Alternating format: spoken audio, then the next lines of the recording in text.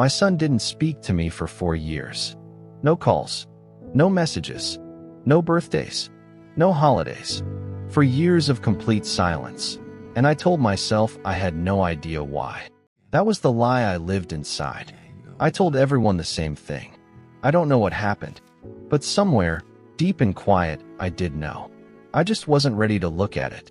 Then one night, 4 years later, my phone rang. His name on the screen. My hands were shaking before I even answered. I didn't know what to say. I said nothing. I just listened. He spoke for less than 30 seconds. One sentence. He said what he needed to say, and then he was gone. The call ended, and I sat there in the dark, completely still. Because in that one sentence, in 30 seconds of a voice I hadn't heard in 4 years, I finally understood every single thing I had refused to understand before. And it broke me open. Before I tell you what he said, I need to say this. If you are a parent watching this, and something in those first few seconds felt familiar, please stay. This story is for you. And if you are someone who has gone quiet on a parent, someone who stopped answering, I hope you'll stay too. Because this story belongs to both sides of that silence. Subscribe if you haven't already. And if you know someone living inside this kind of silence, a parent, a child, anyone, share this with them before you leave. Now, let me tell you what happened. My son was a quiet child. He always had been. He felt things deeply. I could see it in his face, but he rarely said much. I thought that was just his nature. I was wrong. He was quiet because he had learned to be quiet. In our house, feelings that were too big or too inconvenient had a way of getting smoothed over. We moved on. We didn't stay in the difficult. I thought that was strength. I grew up the same way. You feel it. You file it. You move forward. I passed that on to him like a family heirloom, never thinking to ask if he wanted it. He was a good student. Responsible. Kind in a way that was almost too careful, like he was always measuring how much space he was allowed to take up. I noticed. I said nothing. When he was a teenager, we had the kind of relationship I thought was normal. Surface warm. We talked about school, about his friends, about the practical things. Never the deeper things. I thought that was fine. He tried to tell me things, sometimes. I can see that now. There were moments, small, quiet moments, when he would start to say something real, and I would redirect. Or fix it. Or minimize it. I didn't do it cruelly. I did it the only way I knew, the way I was taught. It's not that bad. You'll be fine. Just focus on what you can control. I thought I was helping. What I was doing was closing the door every time he tried to open it. Slowly, consistently, for years. And eventually, he stopped trying to open it. I didn't notice when that happened. That's the part that haunts me. He left for university at 18. The distance felt natural at first. He was building his own life. I told myself that's what healthy looked like. Parents let go. Children grow. That's how it's supposed to work. But the calls became shorter. The visits became less frequent. And when he did visit, there was something careful about him. A politeness that had replaced the closeness. It felt like talking to someone through glass. I asked if something was wrong. He said no. I believed him because believing him was easier than the alternative. Looking back, I think I was afraid of what he would say if I pushed. So I didn't push. When he was 24, he stopped calling altogether. I called him. He answered, sometimes brief, polite, distant. And then one day, he didn't answer at all. I left a message. He didn't call back. I told myself it was stress, his work, his relationship. I told myself it was temporary, a phase. He would come back when things settled down. I gave the silence an explanation that had nothing to do with me. I told other people the same story. Friends, family. We're going through a quiet period. He's very busy. Young people these days. I wore those explanations like clothing. They fit well enough from the outside. But at night, in the specific silence of 2 a.m. when the mind won't cooperate, I knew something else. There were moments I had tried to bury. Things I had said. Things I had refused to hear. His first serious relationship, I hadn't approved. I hadn't said it loudly, but I had said it in every other way. A look, a comment folded into a question, a silence at the right moment. I was fluent in that language. A choice he made about his career, I had undermined it. Gently, helpfully, with his best interests at heart. That's what I told myself. I just want what's best for you. That sentence, I said it constantly. I wonder now how many times he heard that sentence and felt, underneath it, the opposite. Not, I want what's best for you, but, I don't trust what you want for yourself. Those are very different things. The silence reached a full year. Then 2. Then 3. I sent birthday messages he didn't reply to.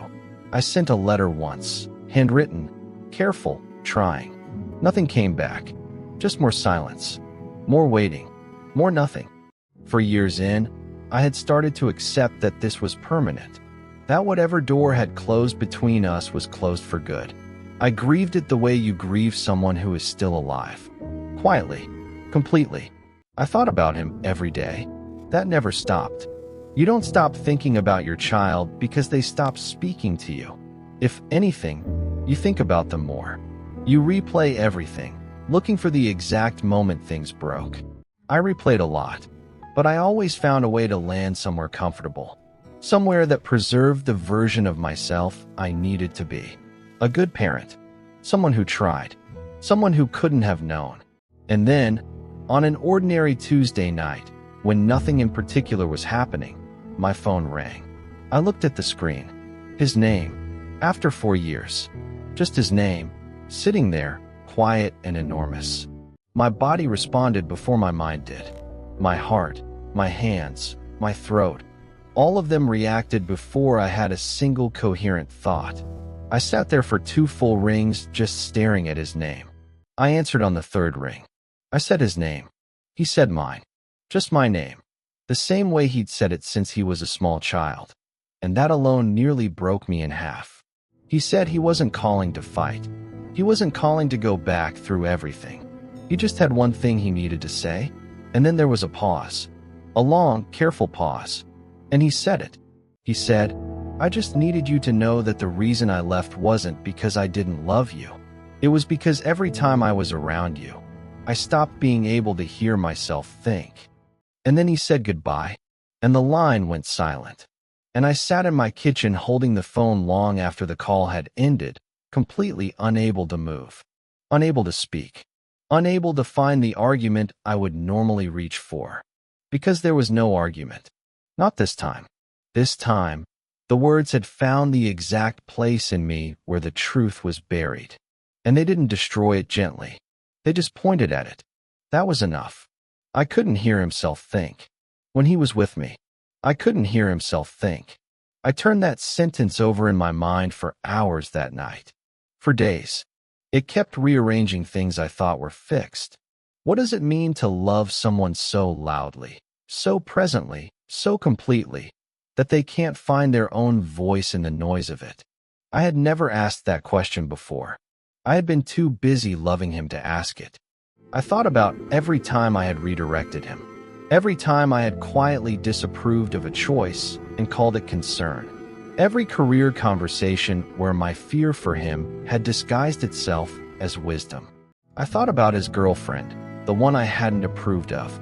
She is still his partner. They have built a life together. A life I am not part of, because I made her an obstacle instead of a person. I thought about every time he had tried to say something true and I had answered with something helpful. Something practical. Something that solved the surface while completely missing what was underneath. I was efficient with his pain. I managed it. I never just sat with it. I was so present in his life that I had taken up all the space. I had loved him in a way that left no room for him to exist separately from what I needed him to be. That is not a comfortable thing to know about yourself. There is no gentle version of it.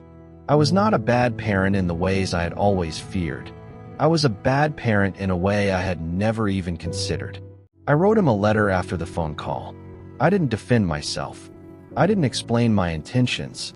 I didn't say I was only trying to help. I just wrote, I heard you. I believe you. I'm sorry. I will do the work. He hasn't responded yet. I don't know if he will. I have stopped measuring the silence in days. I try to measure it in something else now, in how much I have changed, not in how long I have waited. Because the truth, the thing his one sentence cracked open in me, is that waiting for him to come back is not the work. The work is becoming someone worth coming back to. Those are entirely different things. I don't know how this story ends. That is the honest answer. I don't know if he will call again. I don't know if the letter reached him the way I meant it. I don't know if it's too late. But I know this. The 4 years of silence weren't something that happened to me. They were a response to something that had been happening to him, slowly, across his whole life. That distinction matters. It changes everything. I want to speak to two people right now, at the same time, because I think both of you are watching this, and I think both of you need to hear something different. If you are a parent, if you recognized yourself anywhere in this story, I am not here to make you feel like a villain. You are not a villain. But you may be someone who loved loudly in a way that left no room. And that is fixable. Not by explaining. Not by reminding them of everything you did right. By getting quiet. By asking questions you have never asked before. By listening to the answers without immediately trying to correct them. The door is not necessarily closed forever. But you cannot knock on it with the same hands that closed it. Something has to change first. Not in them, in you. That is where it starts. Always. And if you are the child, if you are the one who went silent, I am not asking you to go back to something that hurt you. Your distance was not cruelty. It was survival. That deserves respect. But I want to ask you one thing. Not for your parent. For yourself. Is there one sentence, just one, that you have needed to say out loud, to the right person, that you have never said? Because my son said his. In 30 seconds. He said one sentence and 4 years of silence shifted. Not disappeared, shifted. Something moved. And that movement was not nothing. It was the beginning of something he could not yet name. Whatever is unfinished between you and someone you love, I hope this story moves it even slightly.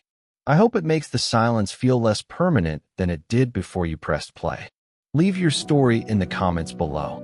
Not for me, because someone else is going to scroll through those comments tonight at 2 a.m., feeling completely alone in this, and your words might be the thing that reaches them.